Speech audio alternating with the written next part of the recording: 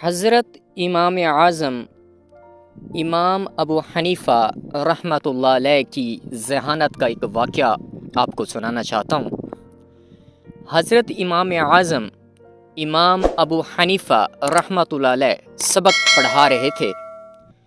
برقعے میں ایک عورت آئی، اس نے ایک سیب اور ایک چھری امام صاحب رحمۃ اللہ علیہ کو دے دی۔ طلبہ بڑے خوش ہوئے کہ بھائی بہت ہی نیک عورت ہے کہ سیب تو لائی، ساتھ چھری بھی لے آئی تاکہ ہمیں تلاش نہ کرنی پڑے، کیونکہ طالب علموں کی سستی بڑی مشہور ہوتی ہے۔ خیر بات یہ کر رہا تھا کہ طلبہ بڑے خوش ہوئے کہ بڑی نیک عورت ہے، سیب تو لائی ہے، ساتھ چھری بھی لے آئی ہے۔ امام اعظم رحمۃ اللہ علیہ نے سیب کاٹا، اس کا جو اندر کا حصہ تھا وہ باہر نکال کر چھری اور سیب عورت کو واپس کر دیا۔ اب شاگرد امام صاحب رحمۃ اللہ علیہ کو حدیثیں سنا رہے ہیں کہ حضرت حدیث میں تو آتا ہے کہ ہدیہ قبول کر لینا چاہیے، تو آپ نے تو حدیث کے خلاف عمل کیا ہے۔ اگر آپ کو ضرورت نہیں تھی تو ہم جو یہاں بیٹھے ہوئے تھے اور ہدیے میں سارے شریک ہوتے ہیں، آپ ہمیں دے دیتے۔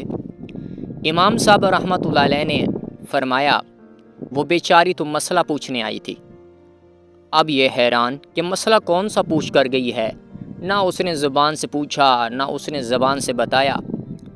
فرمایا کہ سیب کے باہر کئی رنگ ہوتے ہیں، کہیں مٹیالہ ہے، کہیں مہندی رنگ کا ہے، کہیں سبز ہے، کہیں سرخ ہے۔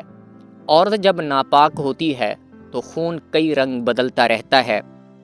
وہ یہ مسئلہ پوچھنے آئی تھی کہ کون سا رنگ ناپاکی کا ہے اور کون سا پاکی کا ہے، کہ کب نماز شروع کی جائے۔